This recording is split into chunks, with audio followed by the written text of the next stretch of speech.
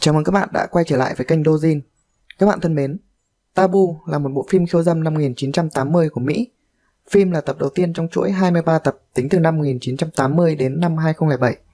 Trong đó 3 phần đầu, Taboo 1980, Taboo 2 1982 và Taboo 3 The Final Chapter năm 1984 là một câu chuyện liền mạch, có tính nối tiếp, được viết và sản xuất bởi Helene Terrie, biên tập và đạo diễn bởi Kirdy Stevens, cùng với sự tham gia của Kay Parker và Helene Terrie, đã khiến bộ phim trở thành một tác phẩm kinh điển đình đám trong làng phim khiêu dâm.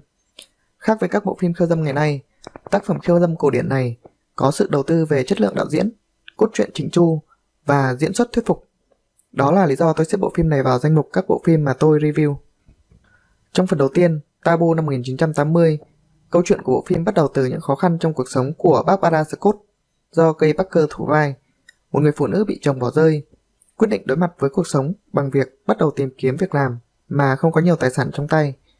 Thấy cô buồn và không có bạn bên cạnh, người bạn của cô là Gina đã hẹn cô với một người bạn và rủ dê cô tham gia vào những bữa tiệc tình dục thác loạn của cô ấy.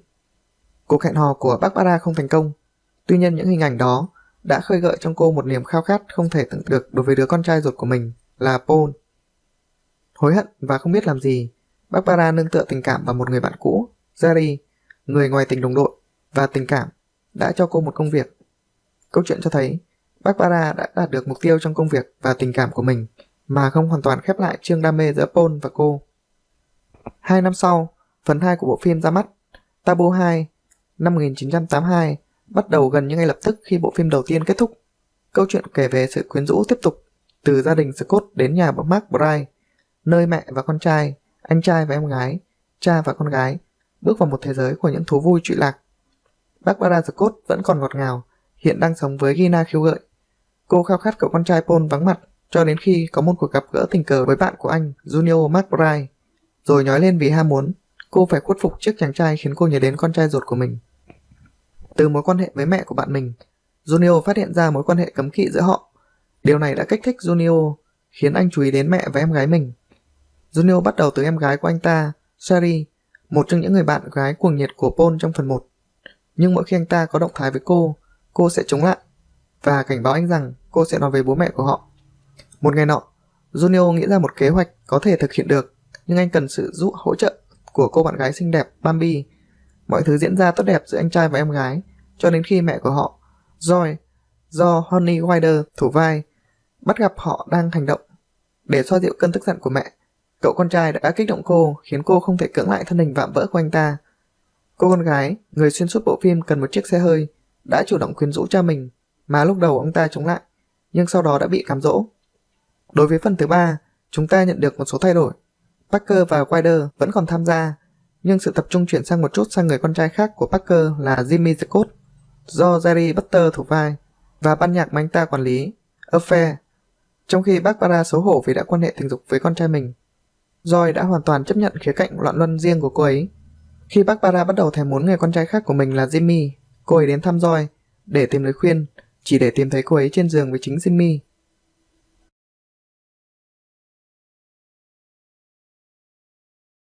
Trong số 3 phần của loạt phim đã phát hành cho đến nay, hầu hết khán giả và người hâm mộ thể loại khiêu dâm đều đồng ý rằng Taboo 2 là phần đáng xem nhất, với đầy đủ các mối quan hệ cấm kỵ trong phần này, và dàn diễn viên với các ngôi sao tên tuổi, không chỉ Parker, LeMay, Ranger mà còn có Juliet Anderson.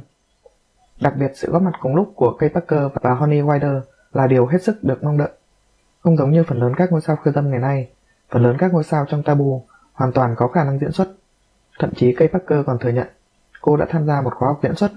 I wanted to take a class in acting, so I joined a little improvisational acting group.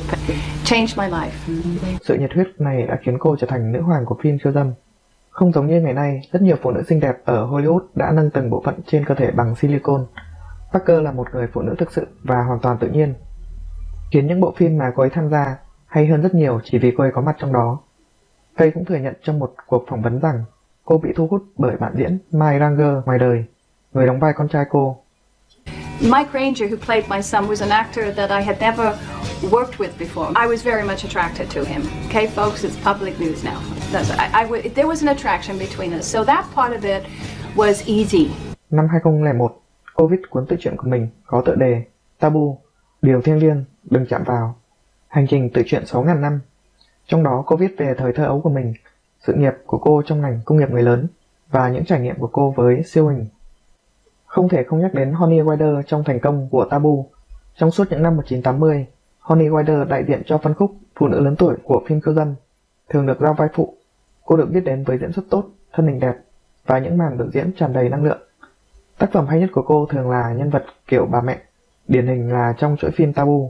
Bắt đầu xuất hiện từ Taboo 2 năm 1982, cô đã giúp cho bộ phim trở thành tập phim hay nhất trong chuỗi Taboo. Thậm chí sự ảnh hưởng của cô trong tập phim này còn lớn hơn cả Kay Parker. Chủ nghĩa tự do dường như không có giới hạn trong suốt những thập niên 70-80 đối với ngành công nghiệp điện ảnh. Vì vậy không ngạc nhiên khi một chủ đề táo bạo như loạn luân lại được khai thác nhiều trong thời kỳ này.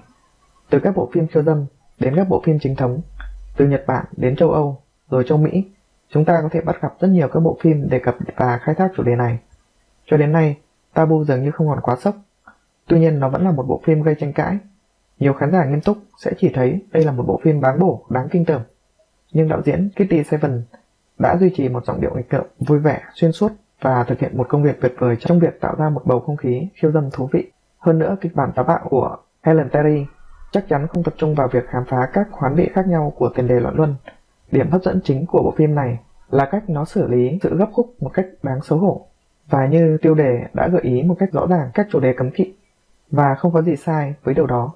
Mọi người đều có niềm tin của riêng mình, và loạn luân chắc chắn là một trong những vấn đề lớn. Taboo đã giải quyết vấn đề tôn sùng và gợi cảm đến mức người xem sẽ không cảm thấy tội lỗi khi thưởng thức bộ phim này. Ok, cảm ơn các bạn đã theo dõi.